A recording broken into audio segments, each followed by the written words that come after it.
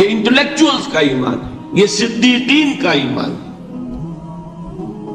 Number دو، ایک ایمان ہے عوام کے لیے، اس کے دو راستے ہیں۔ نمبر ایک، صاحب یقین کی صحبت، جس کے اندر یہ ایمان پیدا ہو چکا ہو، آپ اس کے قریب رہیے۔ اگر بھٹی کے سامنے بیٹھیں گے حرارت پہنچے گی، اگر آپ برف کی سل کے قریب ہوں گے ٹھنڈ پہنچے گی۔ صاحب ایمان کی صحبت اختیار کریں گے، ایمان سرات کرے گا۔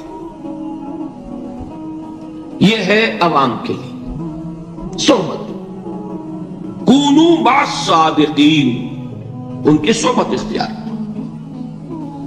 تیسرا ذریعہ ہے جو ہمارے لیے خاص طور پر جو مسلمان پیدا ہوئے ہیں۔ اب ایک بچہ ہے 7 سال کا، آپ نے نماز پڑھنے کی عادت ڈال دی، پڑھ رہا، اگرچہ غیر شعوری عمر سے شروع کر دیا اس نے، روزہ رکھتا ہے، 9 برس کا ہو گیا، روزہ رکھنا شروع کیا۔ یہ اعمال جو ہیں ان سے بھی ایک یقین پیدا ہوتا ہے، جیسے یقین سے عمل پیدا ہوتا ہے ایسے ہی عمل سے بھی یقین پیدا ہوتا ہے۔ جب مداومت کرتے رہیں گے اس پر تو اس سے بھی ایک یقین کی کیفیت انسان میں پیدا ہو جاتی ہے۔ سورہ حجرات میں جو بحث آئی ہے اس کے آخر میں یہی ہے کہ اے نبی، یہ بدو جو دعوے دار ہے ایمان کے، یہ آپ پر احسان دھر رہے ہیں، یمنون علیک ان اسلموا قل لا تمنوا علی اسلامکم بل اللہ یمن علیکم ان ہداکم للایمان ان کنتم صادقین۔ یہ آپ پر احسان دھر رہے کہ ایمان لے آیا، نبی ان سے کہیے مجھ پر اپنے ایمان کا کوئی احسان نہ دھرو، اپنے اسلام کا، بلکہ اللہ تم پر احسان دھرتا ہے کہ اس نے تمہیں ایمان کے راستے پر ڈال دیا ہے۔ جب اسلام پر آ گئے ہو تو عمل کرتے رہو گے، ان تطیعوا اللہ ورسولہ، اگر عمل کرتے رہو گے تو اس عمل کے ذریعے سے بھی تمہارے اندر ایمان پیدا ہو جائے گا۔ تو یہ 3 راستے ذہن میں رکھیے۔ جو عوام ہے، غور و فکر، سوچ بچار، اس کی صلاحیت نہیں یا مواقع نہیں، ان کے لیے یہ 2 راستے ہیں، یقین بذریعہ عمل اور یقین بذریعہ صحبت۔ یہاں سے اٹھا رہے ہیں لوگوں کو، بار بار یہیں آ جاتے ہیں، لیکن نہ ان کو دقت ہوتی، یہاں پہ کوئی صاحب پہلے سے روک دیا کرے نا، جو بعد میں گڑبڑ ہوتی ہے۔ تو ایک ایمان ہے انٹلیکچوئلز کا، صدیقین کا، جن کو قرآن کہتا ہے اولو الالباب الذین یعقلون،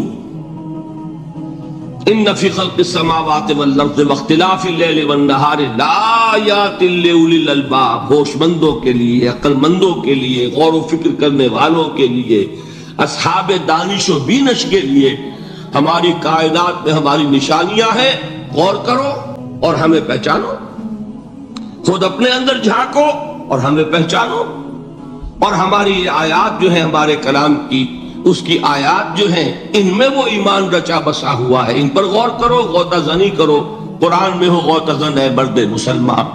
یہ ہے ٹاپ کا ایمان، یہ ہے اصل وہ ایمان کہ جو مطلوب ہے۔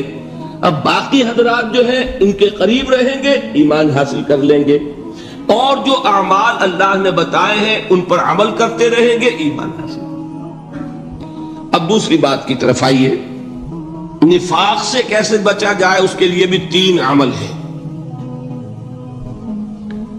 پہلی چیز، اور 2 چیزیں تو وہ ہیں کہ جو سورہ منافقون ہی کے دوسرے رکوع میں بیان ہوئی۔ پریونشن کیسے ہوگی، بچو گے کیسے؟ دوام ذکر، اللہ کو یاد رکھو، یا ایھا الذین آمنوا لا تلہکم اموالکم ولا اولادکم عن ذکر اللہ ومن یفعل ذلک فاولئک هم الخاسرون۔ دل کو غفلت میں مت آنے دو، دل غافل ہوگا شیطان کا ڈیرا بن جائے گا۔ وہ دوام ذکر میں، البتہ یہ ذہن میں رکھیے کہ دوام ذکر کا ذریعہ کیا ہے، اس میں مغالتے ہیں لوگوں کو، جو سب سے بڑا ذکر ہے اس کو بھولے ہوئے ہیں، اور جو تیسرے چوتھے نمبر کا ذکر ہے اس کو سمجھ بیٹھے ہیں کہ بس یہی ذکر ہے۔ سب سے بڑا ذکر، مجسم ذکر قرآن ہے۔ الذکر انا نحن نزلنا الذکر وانا له لحافظون۔ وہ الذکر کون سا ہے؟ قرآن۔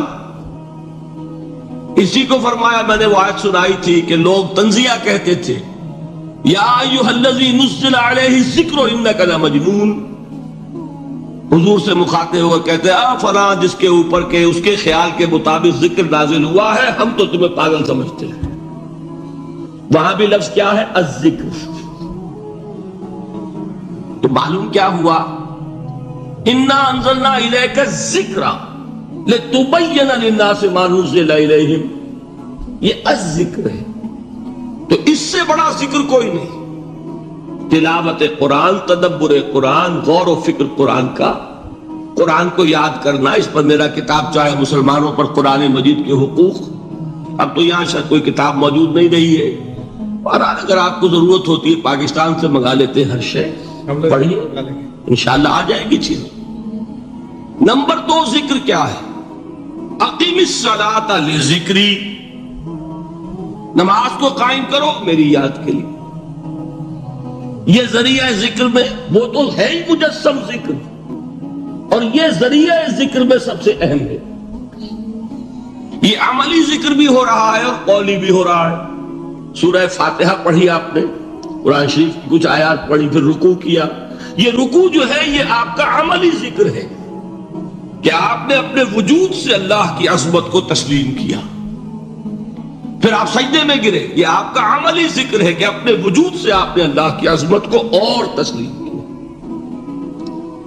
تیسری چیز ہے مسنون دعائیں اور مسنون اذکار جو حضور سے ثابت۔ ہمارے ہاں کیا ہو گیا؟ مجھے فلاں بزرگ نے یہ چیز بتائی ہے، وہ تو پڑھتے چلے جا رہے ہیں، نہ قرآن سے دلچسپی، نہ اذکار مسنونہ سے دلچسپی۔ ادعیہ معصورہ، آپ غور کریں گے کہ زندگی کے ہر عمل کے لیے حضور کی دعا موجود ہے۔ صبح اٹھے دعا ہے، آنکھ کھلتے بیت الخلاء میں داخل ہونے لگے دعا ہے، نکلے دعا ہے، وضو کرنے بیٹھے دعا ہے، فارغ ہوئے دعا ہے، مسجد کے لیے گھر سے نکلے دعا ہے، مسجد میں داخل ہوئے دعا ہے۔ مسجد میں تو ہے ہی ذکر، نماز ہے، تلاوت ہے، باہر نکلے دعا ہے، گھر میں داخل ہونے لگے پھر دعا ہے، سواری پر سوار ہو رہے ہیں دعا ہے، اتر رہے ہیں دعا ہے، شیشہ دیکھ رہے ہیں دعا ہے، کپڑے پہن رہے ہیں دعا۔ زندگی کا کوئی عمل نہیں یہاں تک کہ جو تعلق زن و شو ہے، جس کو کہ خالص حیوانی بات سمجھا جائے گا، اس کے لیے بھی دعا ہے۔ غفلت میں وہ کام بھی نہیں کرتا، سمجھ رہے آپ؟ اب آپ غور کیجئے، اس میں کوئی اضافی وقت نہیں لگا، کوئی اضافی پوسچر اختیار نہیں کیا، آپ نے یوں بیٹھو، اس طرح بیٹھو، یوں کرو، کوئی آپ کا وقت اضافی نہیں لگا، جو کام کر رہے ہیں اور آپ اللہ کو یاد کر رہے ہیں، اور وہ اللہ کی یاد اس کام کی مناسبت سے ہے۔ ان ادعیہ معصورہ سے دو تعلق جڑ گئے انسان کے۔ دعا کس سے کر رہے ہیں؟ اللہ سے، جڑا کہ نہیں؟ اور یہ الفاظ کس کے ہیں؟ محمد رسول اللہ کے۔ تو آپ کے دو تعلق جڑ گئے۔ آپ اپنی جی سے گھڑ کر دعا مانگیں گے تو پہلا تعلق تو ہو جائے گا، دوسرا نہیں ہوگا۔ بہتر سے بہتر دعا مانگ لیں آپ، لیکن حضور سے جو معصور اور مسنون الفاظ جب آپ زبان سے نکالتے ہیں تو آپ کا تعلق اللہ سے بھی ہوا بذریعہ دعا، اور وہ الفاظ جو کہ حضور کے ہیں صلی اللہ علیہ وسلم تو حضور کے ساتھ ہوا۔ یہ تیسرا درجہ ہے۔ چوتھے درجے میں مانتا ہوں کہ ایک ہوتی ہے خاص کسی شخص کے امراض کی تشخیص کرنے کے بعد تجویز۔ کوئی اگر طبیب ہے، ماہر طبیب روحانی، وہ آپ کو دیکھے گا تو اندازہ لگائے گا کہ آپ میں کیا کمی ہے، اس کے مطابق آپ کو ذکر بتائے گا۔ بھئی فلاں آیت کا مراقبہ کیا کرو، کسی میں بزدلی ہوتی ہے، کسی میں مال کی محبت زیادہ ہوتی ہے، کسی میں توکل کی کمی ہے، کسی میں شہرت کی خواہش ہے، نمایاں ہونے کا جذبہ ہے، کسی میں تکبر ہے. سب کا ایک سا برس تو نہیں ہوتا نا. تو یہ در حقیقت اندھے کی لاٹھی سے نہیں چلنے والی بات. یہ تو ماہر کا کام ہے کہ وہ تجویز کرے کہ تمہارے لیے خاص طور پر ذکر ہے. در حقیقت ہمارے جو یہ سلسلے تھے سلوک کے، یہ بڑے ماہر ہوتے تھے، یہ لوگ بڑے ماہر اطباء تھے. یہ جو علم نفسیات ہے اس کے ہمارے صوفیاء سے بڑھ کر کبھی کوئی عالم گزرا ہی نہیں دنیا میں. فرائیڈ کیا ہے اور ایڈلر کیا ہے اور یونگ کیا ہے، بچے ہیں. ہمارے صوفیاء کرام نے جس طرح انسان کی نفسیات کو سمجھا اور وہ ان کی مناسبت سے تجویز کرتے تھے. لیکن اس کو رکھا جائے گا چوتھے نمبر پر. جیسے مولانا احمد علی صاحب فرمایا کرتے تھے، بھائی اس آیت کا مراقبہ کیا کرو.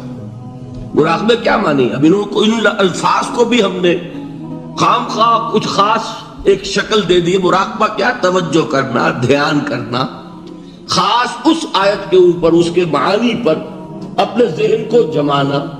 وہ کیوں ہے؟ تاکہ آپ کے اندر جو کمی ہے اس کی تلافی اس سے ہو. لیکن یہ کہاں آئے گا؟ چوتھے نمبر پر. سمجھ گئے؟ تو نفاق سے بچنے کا ذریعہ، پریونشن کیا ہے نفاق سے؟ دوام ذکر.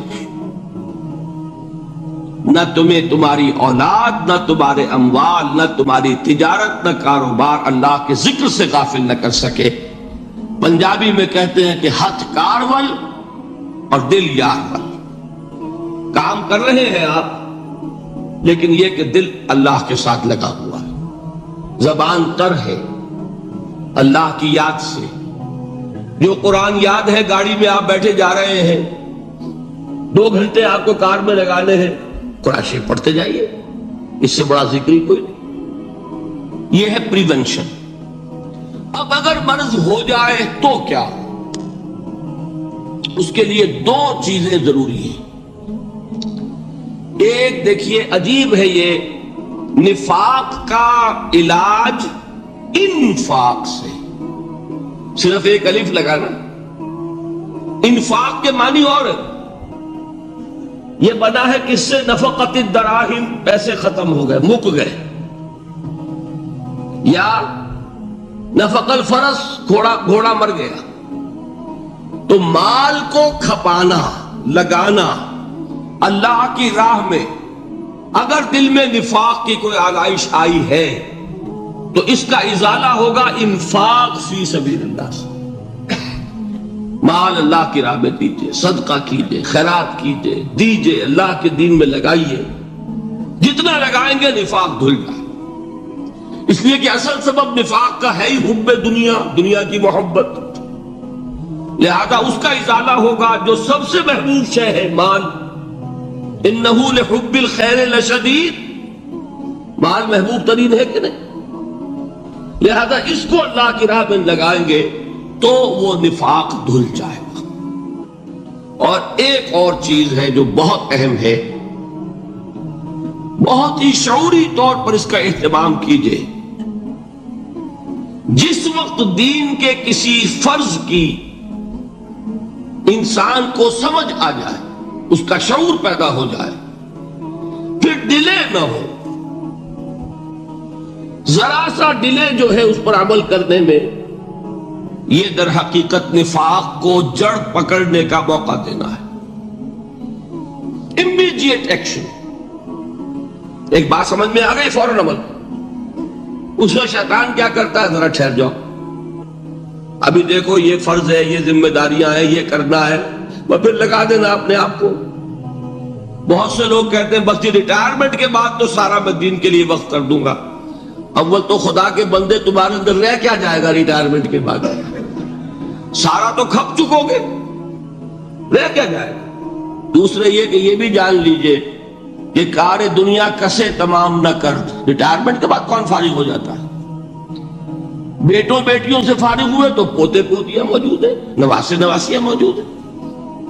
کبھی بھی وہ بوجھ ختم نہیں ہوتا زندگی کا. وہ تو یہ کہ آج بات سمجھ میں آئی ہے تو آج عمل ہونا چاہیے. قرآن مجید میں سورہ انعام میں بڑی شدید وعید آئی ہے. الفاظ ہیں یہ وَنُقَلِّبُ أَفْئِدَتَهُمْ وَأَبْصَارَهُمْ كَمَا لَمْ يُؤْمِنُوا بِهِ أَوَّلَ مَرَّةٍ. انسان پر ایک حقیقت کا انکشاف ہوا کہ یہ بات حق ہے، فوراً تسلیم کرے. کسی مصلحت کی وجہ سے، کسی بزدلی کی وجہ سے، کسی لالچ کی وجہ سے، کسی اپنی سیادت یا قیادت کی وجہ سے کیسے مان لوں؟ لوگ کہیں گے کہ یہ نیچے ہو گیا، وہ اونچا ہو گیا جس کی بات مانی. کسی وجہ سے رک گئے تو اللہ تعالی اندر سے وہ جو استعداد ہے حق کو پہچاننے کی وہ سلب کر لیتا. وَنُقَلِّبُ أَفْئِدَتَهُمْ وَأَبْصَارَهُمْ، ہم الٹ دیں گے ان کے دلوں کو بھی اور ان کی آنکھوں کو بھی. کیوں؟ كَمَا لَمْ يُؤْمِنُوا بِهِ أَوَّلَ مَرَّةٍ، اس لیے کہ وہ پہلی مرتبہ جب انکشاف حق ہوا ہے وہ ایمان نہیں لائے. اس کا میں ایک واقعہ آپ کو سنانا چاہتا ہوں کہ کس طرح صحابہ کرام پر بھی وقتی طور پر یہ واقعہ اگر صحابہ کرام کا نہ ہوتا تو یہ حقائق سمجھ میں نہ آتے. غزوہ تبوک کے موقع پر یہ میں جملہ انکمپلیٹ رہ گیا، ضعف ایمان کا حملہ ہو جاتا تھا، نفاق کا نہیں معاذ اللہ، لیکن ضعف ایمانی کی اگلی منزل شروع ہو جاتی ہے نا نفاق. جہاں جھوٹ بولنا شروع کیا نفاق، جھوٹی قسمیں کھانی شروع کی سیکنڈ سٹیج، اور جہاں مومنین صادقین سے بغض اور عداوت پیدا ہو گیا تو تھرڈ سٹیج. تو وہ ضعف ایمان کا کیسے ہوتا ہے یہ حضرت کعب ابن مالک نے بڑی تفصیل سے بیان کیا ہے. غزوہ تبوک کے موقع پر جہاں منافقین نے آ کر جھوٹے بہانے بنائے، جھوٹی قسمیں کھائیں اور حضور سے ایگزمپشن لے لی، چھٹی لے لی، رخصت لے لی، وہاں 3 ایسے صحابہ بھی تھے جو مومن صادق تھے، لیکن وقتی طور پر شیطان نے انہیں ورغلایا. کیسے ورغلایا وہ سمجھ لیجیے. کعب ابن مالک نے تفصیل سے بیان کیا ہے، اور میرے نزدیک یہ جہاں تک میرا مطالعہ ہے طویل ترین حدیث ہے، بخاری اور مسلم میں بھی موجود ہے. حضور جب واپس آئے ہیں اور اب آپ نے ایک ایک کو بلایا، جن لوگوں نے تو پہلے ہی جھوٹی قسمیں کھا لی تھی ان کو تو بلانے کی ضرورت نہیں تھی، لیکن کچھ لوگ ایسے بھی تھے کہ جنہوں نے ایگزمپشن بھی نہیں لی تھی اور گئے بھی نہیں تھے. اب ان کو آپ نے ایک ایک کر کے پیشی ہوئی، آپ کیوں نہیں گئے تھے؟ تو اب جو منافقین تھے ان میں سے انہوں نے اس موقع پہ جھوٹی قسمیں کھا لی. خدا کی قسم حضور ہم تو بالکل تیار تھے، پوری میں نے تیاری بھی کر لی تھی، پورا ارادہ تھا، یہ وقتی طور پر یہ مصیبت مجھ پر آ پڑی. جس نے قسم کھائی انہوں نے کہا اچھا ٹھیک ہے جائیے.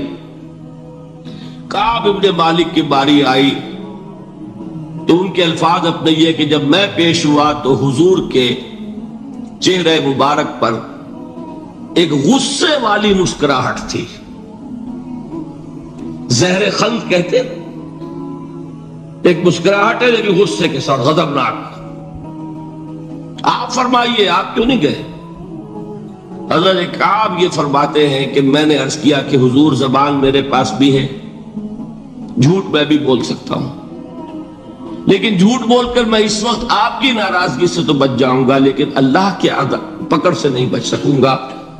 میں اعتراف کرتا ہوں کہ جتنا صحت مند میں اس زمانے میں تھا کبھی نہیں تھا، جتنا فارغ البال اس وقت تھا کہ میرے پاس ساز و سامان موجود تھا راستے کے لیے، اتنا میں کبھی نہیں تھا.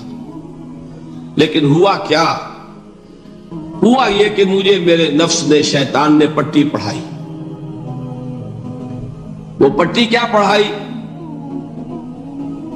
کہ حضور تو 30,000 کے لشکر کے ساتھ چلیں گے تو لشکر تو سلولی موو کرے گا نا، تمہارے پاس بڑی تکڑی، بڑی توانا صحت مند اونٹنی ہے، تم ذرا 2 دن بعد چلنا تیزی کے ساتھ اور حضور سے مل جانا. بس یہ تاخیر کارواں. تو انہیں خیال آیا کہ ابھی 2 دن گھر کی ٹھنڈی چھاؤں ہے، میں یہاں پہ جو آرام ہے وہ کر لوں. مجھے جگر کا شعر یاد آیا ہے کہ تپتی راہیں مجھ کو پکاریں، دامن پکڑے چھاؤں گھنیری۔ ایک طرف فرض کی پکار ہے، اس میں تو ظاہر بات ہے کہ وہ تپتی راہیں ہیں، لا تنفروا فی الحر سنا چکا ہوا ہے۔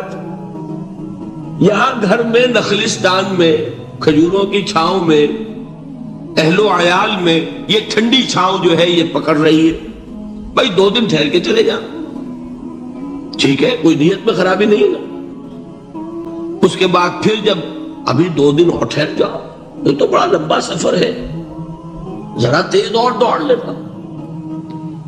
تو فرماتے ہیں کہ حضور میں اسی طریقے سے تاخیر و تعویق میں پڑا رہا، یہاں تک کہ ایک روز اچانک مجھ پر یہ چیز منکشف ہوئی کہ تو میں چاہے کتنا بھی تیز چل لوں، میں آپ سے نہیں مل سکتا، میرے اعصاب ڈھیلے ہو گئے، اس طرح میں محروم رہ گیا۔ حضور نے بائیکاٹ کا حکم دیا صحابہ کو۔ 3 صحابہ تھے ایسے، 2 اور تھے جنہوں نے اسی طریقے سے اعتراف کیا۔ حضور نے حکم دے دیا کوئی ان سے گفتگو نہ کرے، سوشل بائیکاٹ۔ بڑی سخت سزا تھی جو دی گئی ہے، اس کی بڑی تفاصیل ہے، اللہ تعالیٰ شوق دے تو وہ حدیث پوری پڑھیے۔ میں نے تو 2 جمعوں میں ایک مرتبہ صرف اس ایک حدیث کو بیان کیا تھا، شاید کئی کیسٹس ہوں میرے ہاں، ہمارے نمبر کوئی مجھے یاد نہیں ہے، لیکن یہ بڑی عجیب حدیث ہے۔ لیکن اس میں جو اصل سبق ہے وہ کیا ہے؟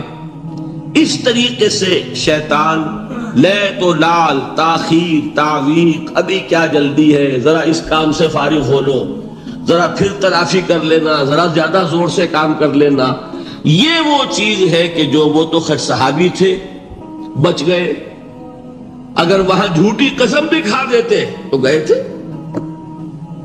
یہ تو اتنا ہی ہے نا، مردی و نامردی قدم فاصلہ دارت۔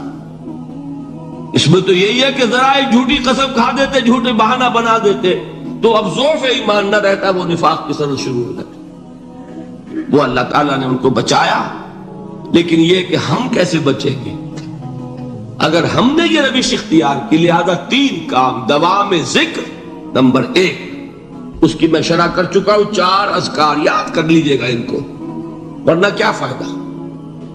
نمبر 2، انفاق فی سبیل اللہ، نفاق کا علاج انفاق سے۔ نمبر 3، یہ عادت اپنے اندر پیدا کیجئے شعوری طور پر کہ جب ایک حقیقت واضح ہو جائے فوراً اعتراف کہ ہاں بھائی بات ٹھیک ہے آپ نے۔ جب ایک فرض کا احساس ہو جائے فوراً اس کی ادائیگی کے لیے آغاز۔ تاخیر و تعویق ہے کہ جس سے پھر نفاق کو موقع ملتا ہے۔ اللہ تعالیٰ مجھے اور آپ کو حقیقی ایمان عطا فرمائے اور نفاق سے بچائے رکھے۔ اب آئیے حقیقت و اقسام شرک پر۔ دیکھیے، ہر شخص یہ جانتا ہے کہ اسلام دین توحید ہے۔ ایک لفظ میں اگر کہیں گے تو اسلام کا سب سے بڑا وصف، سب سے بڑی علامت توحید۔ وہ جو اقبال نے کہا کہ توحید کی امانت سینوں میں ہے ہمارے، آسان نہیں مٹانا نام و نشاں ہمارا، تو توحید ہے۔ توحید کی ضد ہے شرک، ٹھیک؟ اس سے میں ایک نتیجہ نکالتا ہوں، کوئی مسلمان جان بوجھ کر مشرک نہیں ہو سکتا، یہ میرا نتیجہ ہے۔ جان بوجھ کر مشرک نہیں ہو سکتا، وہ شرک میں مبتلا ہوگا تو ناسمجھی میں ہوگا، نادانی میں ہوگا، وہ اسے شرک نہیں سمجھے گا۔ یہ ممکن نہیں ہے کہ کوئی مسلمان ہو، گیا سے گیا مسلمان، گزرا سے گزرا مسلمان، گھٹیا سے گھٹیا مسلمان، لیکن وہ شرک کو شرک سمجھتے ہوئے اس پہ آلودہ ہوتا کیا سمجھ میں نہیں آتا کہ شرک۔ تو ضرورت بہت ہے کہ ہم یہ پہچانیں کہ یہ شرک ہے کیا۔ دوسری بات یہ جان لیجئے، ہمارے دین میں ناقابل عفو جرم کون سا ہے؟ شرک۔ 2 مرتبہ بیان فرمایا گیا سورہ نساء میں صرف، ان اللہ لا یغفر ان یشرک بہ ویغفر ما دون ذلک لمن یشاء۔ اللہ تعالیٰ اسے تو ہرگز نہیں بخشے گا کہ اس کے ساتھ شرک کیا جائے، ہاں اس سے کم تر جس کو چاہے گا معاف فرما دے گا۔ نوٹ کر لیجئے، اس کی بھی اندر بھی اوپن لائسنس نہیں ہے کہ بقیہ سارے گناہ لازماً معاف کر دے گا، یہ نہیں ہے۔ اس سے تو آپ میں جرأت پیدا ہو جائے گی، باقی سب کیے جاؤ، یہ نہیں۔ جس کو چاہے گا بخش دے گا، لیکن امید ضرور دلا دی کہ شرک سے کم تر کوئی گناہ ہو تو اس کی بخشش کی بغیر توبہ کے اللہ تعالیٰ نے امید دلائی۔ توبہ سے تو شرک بھی معاف ہو جائے گا۔ اس سے مراد کیا ہے؟ بغیر توبہ کے۔ اللہ تعالیٰ نے فرمایا کہ اور گناہوں کے بارے میں تو امید کی جا سکتی ہے، لیکن شرک کے بارے میں ہرگز نہیں۔ اہمیت واضح ہو گئی۔ مزید نمبر 3، اس شرک کی ہماگیریت کا عالم یہ ہے کہ سورہ یوسف کی آیہ مبارکہ ہے وَمَا يُؤْمِنُ أَكْثَرُهُمْ بِاللَّهِ إِلَّا وَهُمْ مُشْرِكُونَ۔ انسانوں کی اکثریت کا حال یہ ہے کہ وہ اللہ پر ایمان نہیں رکھتے مگر کسی نہ کسی قسم کے شرک کے ساتھ۔ یہ یونیورسلٹی ہے اس کی کہ اللہ کو بھی مان رہے ہیں لیکن کسی نوع کا شرک جو ہے وہ بھی لگا رکھا۔ وَمَا يُؤْمِنُ أَكْثَرُهُمْ بِاللَّهِ، انسانوں کی اکثریت کا حال یہ ہے کہ وہ ایمان نہیں رکھتے اللہ پر، الا وہم مشرکون، مگر یہ کہ کوئی نہ کوئی شرک بھی کرتے ہیں۔ چوتھی بات یہ سمجھیے کہ شرک ہر دور میں بھیس بدل کر آتا ہے۔ یہ ضروری نہیں ہے کہ شرک کی جو قسمیں آج سے 200 برس پہلے تھی صرف وہی آج بھی رہے۔ ہو سکتا ہے کہ بالکل نئی شکلیں اس شرک نے اختیار کری۔ اس سے کیا نتیجہ نکلا کہ اگر اجتہادی بصیرت نہیں ہوگی تو ہو سکتا ہے کہ ایک شخص جو ہمارے سابق علماء نے لکھ دیا کہ یہ چیز شرک، یہ چیز شرک، یہ چیز شرک، یہ چیز شرک، آج سے 500 برس پہلے کا انسان بڑے سے بڑا عالم دین اپنے زمانے کے شرک کو پہچان کر تو لکھ سکتا ہے، اس سے تو آپ بچ رہے ہیں۔ امام ابن تیمیہ نے اس کو شرک قرار دیا، اس کو شرک قرار دیا، اس کو شرک قرار دیا، کوئی شخص ہے جو اس سے تو بچ گیا۔ امام صاحب کی دی ہوئی بصیرت سے اس نے ان جو اقسام ہے شرک کی ان کو پہچان لیا، لیکن یہ عین ممکن ہے کہ آج کے شرک کو وہ نہ پہچان رہا ہو، اپنی جگہ وہ سمجھ رہا ہو اپنے آپ کو بہت بڑا موحد، جبکہ اس دور کا جو شرک ہے اس میں ملوث ہو۔ اس کو میں نے کہا ہے کہ اس شرک کے بارے میں بڑی اجتہادی بصیرت کی ضرورت ہے۔ فارسی کا ایک شعر ہے، بڑا پیارا شعر ہے، بہر رنگے کے خواہی جامہ می پوش، من انداز قدت رامی شناسم۔ اپنے محبوب سے کہہ رہا ہے شاعر کہ تم جس طرح کا چاہو لبادہ اوڑھ لو، میں تمہیں تمہارے قد سے پہچان لوں گا۔ کتنا ہی چھپا لو اپنے آپ کو، کیسے ہی لباس بدل لو، بہر رنگے کے خواہی جامہ می پوش، من انداز قدت رامی شناسم، میں تمہارے قد سے تمہیں پہچان۔ یہ اگر بصیرت نہ ہو کہ شرک کو اس کے قد سے پہچان سکیں آپ، اس کے لیے ضرورت ہے اصولوں کی۔ دیکھیے جس طرح الجبرا کے اصول ہوتے ہیں، فارمولا ہے، فارمولا ہاتھ میں آ گیا، مسئلے حل کرتے چلے جا رہے ہیں، آپ اپلائی کرنے کی دیر ہے فارمولے کے۔ اگر آپ نے صرف گنتی کر کے کسی زمانے کے شرک وہ تو سمجھ لیے، لیکن وہ بصیرت باطنی حاصل نہیں ہوئی، اجتہادی بصیرت، وہ اصول ہاتھ میں نہیں آئے کہ جس سے آپ پہچان سکیں، تو ہو سکتا ہے کہ اس دور کے شرک کو آپ نہ پہچان سکیں۔ اس کے لیے ضرورت ہے کہ اصل اصول ہاتھ میں آ جائیں تاکہ اصولوں کو اپلائی کریں۔ ایک بات مجھ سے اور سن لیجئے، میرا اپنا یہ تاثر ہے، ہمارے دین میں خیر، بھلائی، نیکی، چاہے وہ نظریے کی ہو، علم کی ہو، عقیدے کی ہو، عمل کی ہو، اخلاق کی ہو، وہ سب کیا ہے؟ وہ توحید ہی کے شجرہ طیبہ کی شاخیں ہیں۔ اور شر، برائی،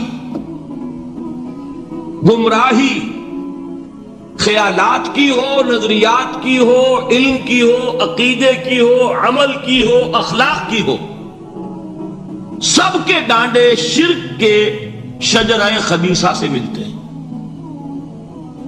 اس شجرہ خبیثہ کے برگوبار ہے جو بھی برائی ہے، عمل کی یا علم کی، اور اس شجرہ طیبہ کے برگوبار ہے جو بھی خوبی ہے، عمل کی یا عقیدے۔ یہ میرا تاثر ہے، اور جب تک اس انداز میں وہ آپ کو اندرونی رشتے ظاہر نہیں ہوں گے، آپ پر منکشف نہیں ہوں گے، وہ اجتہادی بصیرت جو ہے پیدا نہیں ہو سکے گی۔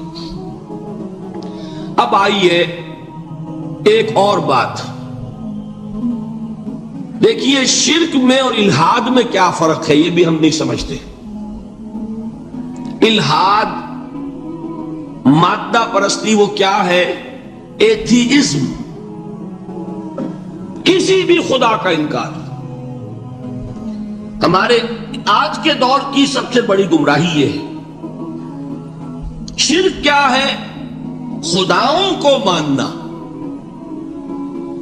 یہ کیا ہے؟ تھیزم ہے، لیکن پولی تھیزم ہے۔ توحید کیا ہے؟ مونو تھیزم ہے، ایک خدا کا ماننا۔ لیکن شرک کے اندر ایک اور حقیقت کو پہچان لیجئے، شرک میں ہمیشہ ٹاپ پر ایک خدا کو مانتے ہیں، باقی سارے خدا نیچے ہوتے ہیں، اوپر جا کر وہ توحید ہوگی ہمیشہ۔ کوئی مشرکانہ نظام ایسا نہیں ہے جو ٹاپ پر جا کر توحید نہ بن جائے۔ دیکھیے، ہندو دیویاں، دیوتا بے شمار، لیکن مہادیو وہ بھی کیا دو ہیں؟ مہادیو وہ تو ایک ہے۔ انگریزی میں گاڈز، گاڈیسز، لیکن وہ چھوٹے جی سے لکھے جائیں گے۔ چھوٹے جی سے لکھے جانے والے gods and goddesses, Roman mythology ہو، گریک مائتھولوجی ہو، ان دیویوں دیوتاؤں کے نام ہی آپ نہیں یاد کر سکتے، لیکن گاڈ بڑے جی سے وہ ایک ہے کہ نہیں؟ ٹاپ پر جو ہے وہ ایک ہے، اس کو وہ بھی مانتے ہیں کہ اومنی پوٹنٹ، اومنیشنٹ، اومنی پریزنٹ، علی کل شیء قدیر، بکل شیء علیم، ہر جگہ موجود، وہ تو ایک ہی ہے، وہ تو کیپٹل جی سے لکھا جائے گا۔ باقی اس کے نیچے فوج ہے دیویوں کی، دیوتاؤں کی، خداؤں کی اور خدانیوں کی، وہ گاڈز اینڈ گاڈیسز ہیں۔ عرب میں کیا تھا؟ میں نے پہلے آپ کو دو مثالیں دے دی ہیں، تیسری اور ایران کی لے لیجئے۔ خیر کا خدا اور شر کا خدا اور، ایک یزداں، ایک اہرمن، ٹھیک، سنویت ہو گئی نا، دو خداؤں کو مانا، لیکن وہی ہے جو خدائے خدائے گاں، خداؤں کا خدا، اس کو ایک ہی مانتے ہیں۔ یہی معاملہ عرب میں تھا، اللہ وہ ایک ہی تھا ان کے یہاں۔ قرآن میں آتا ہے، ان سے پوچھئے وَلَئِن سَأَلْتَهُم مَّنْ خَلَقَ السَّمَاوَاتِ وَالْأَرْضَ لَيَقُولُنَّ اللَّهُ۔ جب ان سے کہا جاتا ہے کہ کس نے پیدا کیا آسمان اور زمین کو، یہ فوراً کہہ گیا اللہ نے۔ فَأَنَّىٰ يُؤْفَكُونَ، تو یہ ماننے کے بعد کدھر جا رہے ہیں؟ وہ کیا کہتے تھے کہ وہ بڑا اللہ تو ایک ہی ہے، لیکن چھوٹے آلہہ ہیں۔ آلہہ اور اللہ میں وہی فرق ہے جو کیپٹل جی کا گاڈ اور چھوٹے جی سے گاڈز اینڈ گاڈیسز، وہی فرق ہے کہ جو مہادیو اور دیویوں اور دیوتاؤں میں ہے۔ وہی وہاں تھا اللہ، وہ ایک اور سپریم، سب سے بالا تر، اس سے اوپر کوئی نہیں، تخلیق میں اس کا کوئی ساجی نہیں، لیکن اس نے کچھ آلہہ ہیں جنہیں کچھ اختیارات تقسیم کیے ہوئے، کچھ اس کے لاڈلی ہستیاں ہیں جو سفارش کر سکتی ہیں۔ بس یہ شرک تھا مشرکین مکہ کا، بات سمجھ رہے ہیں؟ اس کا جائزہ لیں گے تو آپ کو، اور جو آج شرک کی اقسام میں بیان کروں گا اس کو ہاتھ میں لیں گے تو کسی موحد کا تلاش کرنا مشکل ہو جائے گا۔ ڈھونڈ اب ان کو چراغ رخ زیبا لے کر، آج جن کا نام مسلمان ہے ان کی اکثریت کسی نہ کسی نوع کے شرک میں مبتلا ہے۔ اب آئیے اقسام شرک۔ اقسام شرک میں بھی وہی کیفیت ہے جو نفاق کے بارے میں میں نے عرض کی تھی کہ ایک تقسیم یہ ہے جو علماء نے کی ہے، ایک ہے عقیدے کا نفاق، ایک ہے عمل کا نفاق۔ اسی طرح ایک ہے عقیدے کا شرک، ایک ہے عمل کا شرک۔ عقیدے میں نہیں ہے، عمل میں ہے۔ ایک تقسیم آپ نے سنی ہوگی شرک جلی، شرک خفی، ایک ہے ننگا شرک، کھلم کھلا شرک، ایک ہے چھپا ہوا شرک جو نظر نہیں آتا۔ لیکن ایک مغالطہ اپنے دل سے نکال دیجئے، بعض لوگ شرک خفی کو شرک نہیں سمجھتے، یہ بہت بڑی غلطی ہے۔ اگر وہ شرک نہ ہوتا تو حضور اسے شرک نہ کہتے، کوئی اور لفظ، عربی زبان کا دامن جو ہے محدود نہیں ہے، پھر اس کے لیے کوئی اور لفظ اختیار فرمایا جاتا ہے وہ شرک۔ لیکن ایک شرک ہے جلی جو نمایاں ہے، نظر آ رہا، ایک ہے شرک خفی جو نظر نہیں آ رہا۔ اور وہ کتنا خفی ہو سکتا ہے اس کی ایک مثال دی حضور نے۔ شرک خفی اتنا خفی ہو سکتا ہے، ذرا مبالغہ دیکھیے جو حضور نے بات کو سمجھانے کے لیے مثال میں جو مبالغہ اختیار فرمایا۔ ایک سیاہ اندھیری رات میں ایک سیاہ پتھر پر ایک سیاہ چیونٹی کو رینگتے ہوئے دیکھنا جتنا مشکل ہے، اتنا ہی شرک خفی کا پہچاننا مشکل ہے۔ بتائیے، آپ نے فرمایا انا افصح العرب، میں عرب کا فصیح ترین انسان ہوں، اس سے آگے کوئی مثال دی جا سکتی؟ اندھیری رات، تاریک رات، پتھر سیاہ، چیونٹی سیاہ، کون دیکھ سکتا؟ جتنا اس کو دیکھنا ناممکن ہے اتنا ہی شرک خفی کا پہچاننا مشکل ہے۔ گویا کہ اس سے تو اللہ ہی بچائے گا تو انسان بچے گا۔ ایک آخری بات تمہیداً اور عرض کر دوں، پھر میں چلوں گا اقسام پر۔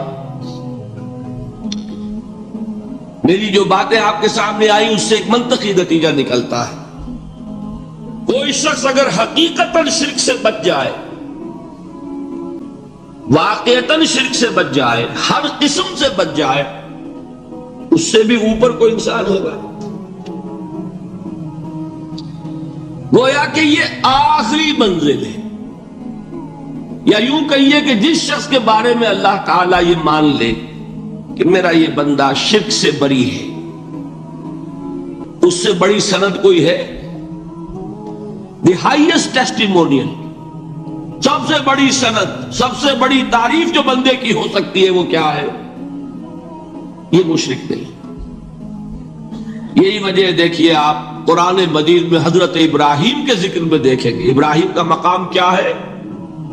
خلیل اللہ، ابو الانبیاء، امام الناس، تین نسبتیں ہیں، تینوں بڑی عظیم۔ اللہ کے ساتھ نسبت کیا ہے؟ خلیل، واتخذ اللہ ابراہیم خلیلا۔ ابو الانبیاء، کتنے نبی ہیں ان کی نسل میں؟